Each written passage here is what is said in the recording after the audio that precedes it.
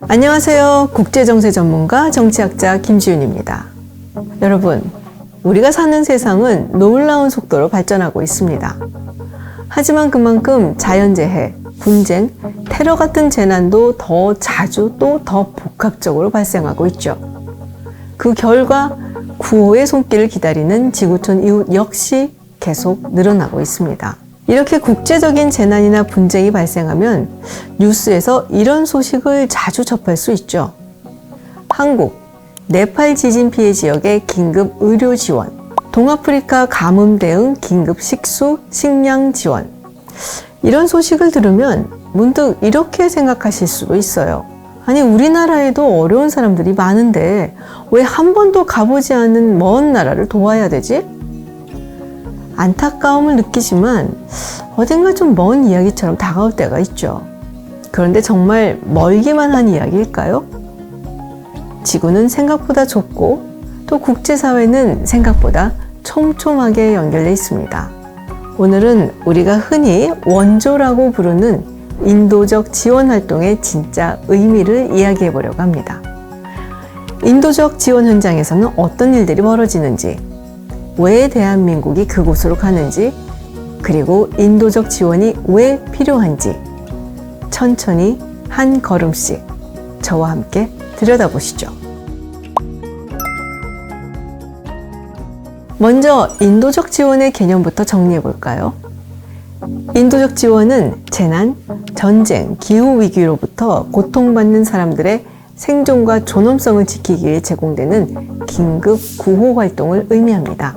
여기서 지원이란 단순히 물자를 전달하는 것을 넘어 재난 예방과 대비, 긴급 구호, 재건과 복구, 장기적 개발로까지 연결되는 포괄적인 개념이죠. 전쟁, 지진, 감염병, 기후위기, 이 모든 문제는 한 국가의 힘으로 해결할 수 없습니다. 모든 국가들이 함께 대응해야 되죠. 이 과정에서 국제사회는 인도적 지원 활동을 수행하는 데 꼭 지켜야 하는 4가지 원칙에 합의를 했습니다. 첫째, 인도성. 모든 사람은 존엄한 삶을 누릴 권리가 있으며 고통을 줄이고 생명을 보호해야 한다는 원칙입니다. 둘째, 중립성. 어느 한편에 치우치지 않고 분쟁의 당사자와 관계없이 지원해야 한다는 원칙이죠. 셋째, 공평성. 차별하지 않고 필요에 기반해 도움을 제공해야 한다는 원칙입니다. 넷째, 독립성.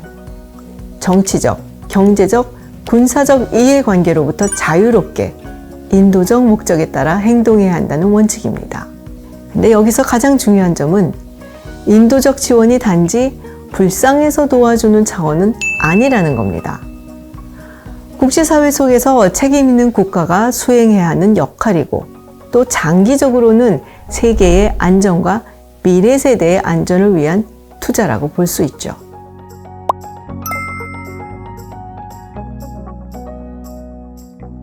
그렇다면 인도적 지원은 어디에서 시작되었을까요?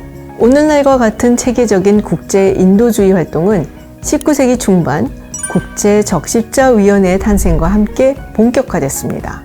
혹시 앙리 듀낭이라는 이름을 들어보신 적 있으신가요? 스위스의 사업가였던 앙리 듀낭은 솔페리노 언덕에서 벌어진 전투에서 참혹한 부상자들을 목격했고 그 경험을 바탕으로 솔페리노의 회상이라는 책을 집필했습니다. 이 책은 국제사회에 큰 울림을 주었고 결국 제네바 협약이라는 국제 인도법의 근간이 만들어지는 계기가 되죠. 즉 인도적 지원은 단순한 동정이 아니라 국제법과 국제규범 속에서 형성된 인류의 합의입니다. 인도적 지원은 국제사회에서 우리나라의 위상이나 외교적 활동과도 긴밀히 연계되기 때문에 우리나라에서는 이를 외교부에서 주도하고 산하기관인 한국국제협력단 코이카에서 일부 이행하고 있죠. 그렇다면 구체적으로 우리나라는 어떤 방식으로 인도적 지원을 해왔을까요?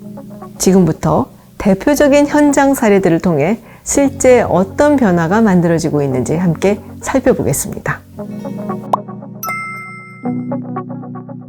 2015년 네팔에서 규모 7.8의 대지진이 발생했습니다. 약 9천 명이 사망하고 수백만 명의 이재민이 발생했죠. 재난 직후 가장 우선되는 것은 구조 그리고 긴급 의료 지원입니다. 재난 직후 아이들과 지역 주민들이 겪는 어려움은 단지 주거 문제, 식량 문제만이 아닙니다. 교육의 공백, 심리적 충격, 질환의 악화 등 지역사회 전체 일상과 기능이 중단되는 상황이 벌어지죠. 대한민국도 국제사회와 함께 즉각 대응했습니다. 우리 정부는 대한민국 해외 긴급 구호대를 파견했고, 특히 코이카는 파괴된 보건시설을 복구하고 의료 서비스가 다시 제공될 수 있도록 보건 인프라 재건에 집중을 했죠. 이는 단순한 응급 대응을 넘어서 지역사회가 기본적인 의료 서비스를 다시 갖추도록 돕는 장기적 지원이었습니다. 이처럼 재난 이후의 회복은 단순히 생존을 넘어서 사회의 기능을 다시 세우는 과정입니다. 그리고 이런 과정에서의 인도적 지원은 그 나라의 미래뿐 아니라 국제사회 전체의 안정과도 연결이 되죠. 그리고 이 지점에서 중요한 의미가 있습니다. 재난 대응은 한 국가가 혼자 감당할 수가 없죠. 국제사회가 위기 속에서 서로 협력해야 하고, 그리고 그 협력 과정에서 신뢰를 쌓아가게 됩니다. 그렇게 쌓인 신뢰는 외교에서 매우 중요한 자산이 되기도 하고요. 네팔에 대한 인도적 지원은 한국이 국제사회에서 책임 있는 파트너로서 역할을 수행하고 있음을 보여준 국제적 연대 사례라고 볼 수 있습니다. 지금도 여진의 상처가 남아있는 미얀마. 2025년 3월 발생한 대규모 지진은 수많은 생명을 앗아갔고, 도로와 병원, 학교, 행정시설까지 붕괴되면서 사회 전반이 마비됐습니다. 따라서 단순한 물자 지원을 넘어서 사회 기능이 계속 작동할 수 있도록 하는 지원이 필요한 상황이었죠. 우리 정부는 지진 발생 직후 가장 시급한 긴급 생계 지원에 나섰습니다.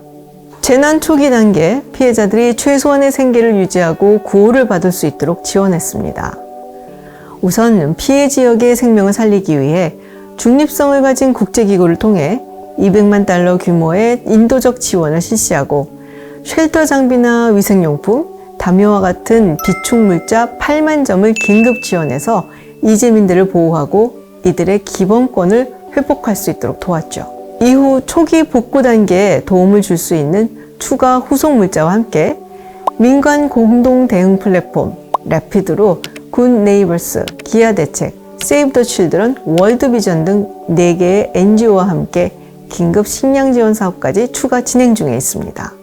이런 인도적 지원은 단순한 구호를 넘어 지역사회가 다시 일어설 수 있도록 돕는 복구의 출발점입니다. 지진으로 멈춘 일상이 다시 움직일 수 있도록 하는 기반을 만드는 것이죠. 그리고 마지막으로 소개할 사례는 조금 다른 형태의 인도적 지원입니다. 전 세계의 인도적 위기 해소를 위해 국내의 혁신 기술을 접목한 건데요. 코이카의 크리에이티브 테크놀로지 솔루션스 CTS 사업입니다. 개발도상국의 난제 해결에 기여할 수 있는 혁신적 기술이나 아이디어를 보유한 예비 창업가, 스타트업, 소셜 벤처를 발굴해서 기술 개발, 현지 실증 등을 지원하는 사업입니다. 교육, 농촌 개발, 에너지 분야 등을 비롯해 보건, 식수 위생 등 인도적 지원 분야에서도 다양한 혁신 기술이 적용돼 위기 현장에서 변화를 만들어내고 있습니다. 예를 들어 한국의 스타트업 아벨브는 CTS 프로그램을 통해 베트남에서 AI 기반 스마트팜 기술을 적용시켰습니다. 농업기술 접근성이 낮은 지역에서 데이터 기반 농업을 시도하고 농가 생산성과 또 소득 향상 가능성까지 보여주기도 했죠.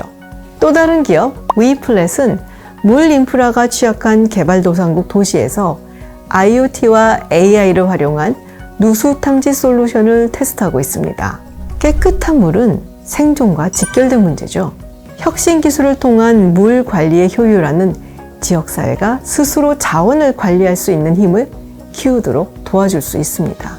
이러한 사례들을 통해 봤을 때 CTS는 현지의 구조적인 문제를 기술로 해결하려는 시도라고 볼 수 있는데요. 국제정치적 관점에서 보자면 이런 프로그램들은 단순한 원조가 아니라 민간 혁신 역량을 국제 공공재로 확장하고 또 새로운 개발 협력 생태계를 만들어간다고 할 수 있습니다. 그리고 더욱 중요한 것은 이 기술들이 일방적으로 전달이 되는 것이 아니라 함께 실험하고 또 함께 학습하는 방식이라는 겁니다. CTS는 장기적으로 봤을 때 현지 사회가 스스로 문제를 해결할 수 있는 역량을 키우고 또 자립 기반을 강화할 수 있는 미래형 인도적 지원 모델이 될 수 있습니다. 전통적인 긴급 지원 방법과 이러한 기술 기반의 혁신적 접근이 함께 존재하는 이유는 분명합니다.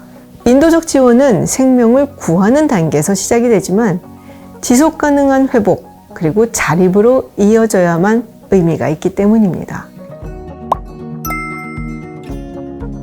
그렇다면 대한민국은 왜 이 인도적 지원을 시작하게 됐을까요? 그 배경을 잠시 되돌아보죠. 1950년 한국전쟁 이후 우리나라는 세계에서 가장 가난한 나라 중 하나였습니다. 주요 공적개발 원조 대상국으로 국제사회로부터 식량, 의약품, 기술교육, 인프라 복구 등 광범위한 원조를 받았죠.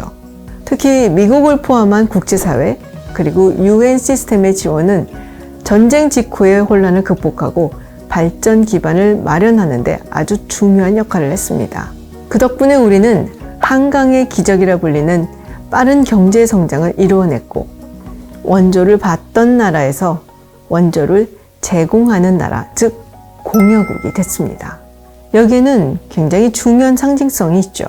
한국은 과거 수혜국이었고 하지만 지금은 민주주의, 인권, 평화를 중시하는 국가로서 경험에 기반한 공여국이라는 독특한 위치를 갖고 있습니다. 도움을 받았던 나라가 이제는 도움을 주는 나라가 된 거죠. 세계는 협력 속에서 작동하고 국제사회에서 신뢰는 매우 중요한 자산입니다.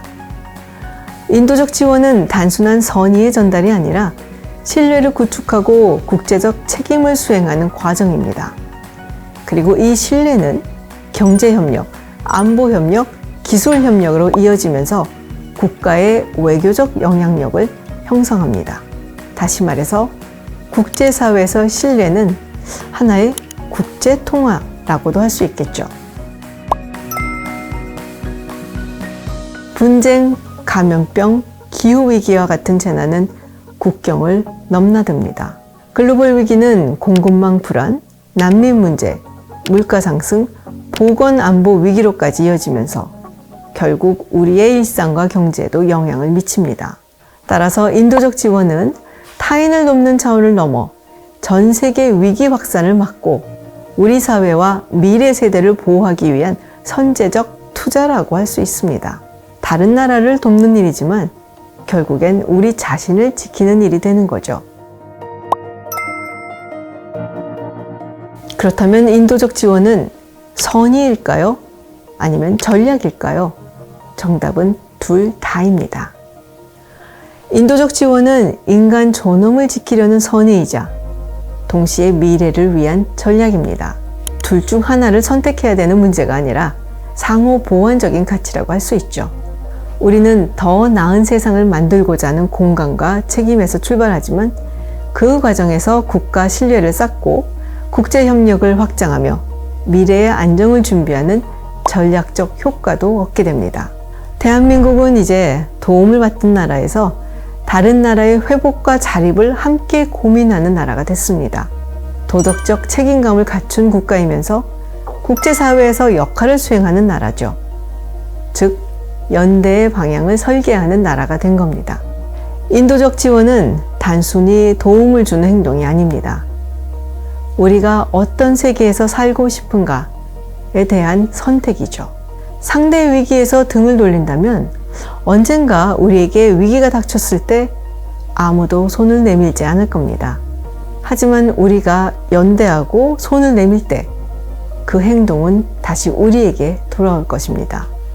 신뢰로, 협력으로, 그리고 더 안정된 미래로 이어지겠죠.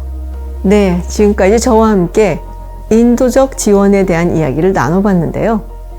여러분이 살고 있는 이 시대, 국경이 희미해진 시대라고 하죠. 이미 글로벌 콘텐츠를 소비하고 전 세계 사람들과 더 빠르게, 더 깊이 소통하고 연결하고 있습니다.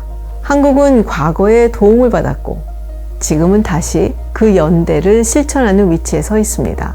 그렇다면 앞으로 우리는 어떤 방식으로, 어떤 원칙으로, 그리고 누구와 함께 이 길을 걸어가야 할까요?